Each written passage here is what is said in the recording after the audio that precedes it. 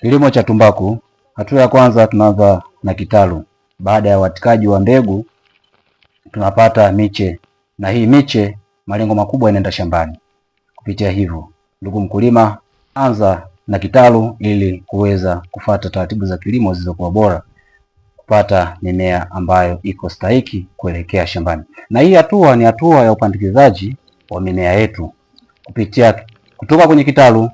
Malengo makubwa ni kuelekea shambani, na hili ni eneo ambalo lishaandaliwa kwa ajili ya upandikizaji wa ile miche ambayo tumeitoa kule shambani.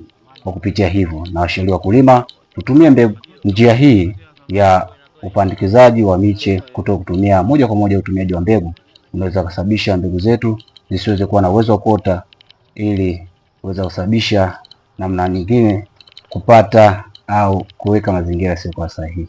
Na hili ni shamba ambalo tayari tumeshalipandikiza miche yetu, ndipo inavyoonekanika.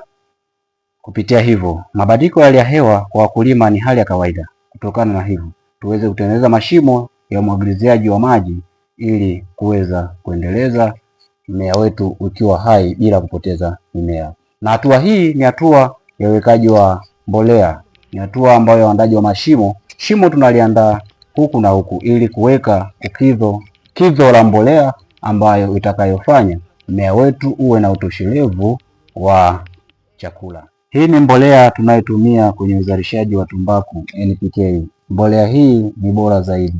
Mbolea hii ina uwezo wa kurutubisha sehemu tatu kutoka kwenye mizizi, shina na majani. Kupitia hivi, tumbaku yetu tutakuwa bora zaidi kwenye upataji wa matunda yaliyokuwa bora. Kupitia hivi, mbolea hii ina uwezo mkubwa wa urutubishaji wa udongo na mmea wetu. Hii ni hatua ya utiaji wa mbolea, tunatumia gramu 5 katika mmea. Kupitia uandaji wa mashimo tuliotumia mawili kwa kila mmea, inatulazimu tutumie gramu 10 kwenye utiaji wa mbolea yetu katika kipimo cha gramu 5 shimo moja na gramu 5 na shimo nyingine.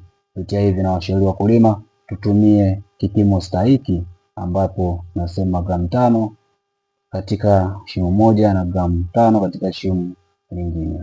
Kupitia mbolea hii ya NPK ni kwa bora zaidi katika uzalishaji wa hili zao la tumbaku. Ni mimi ndugu Filipo.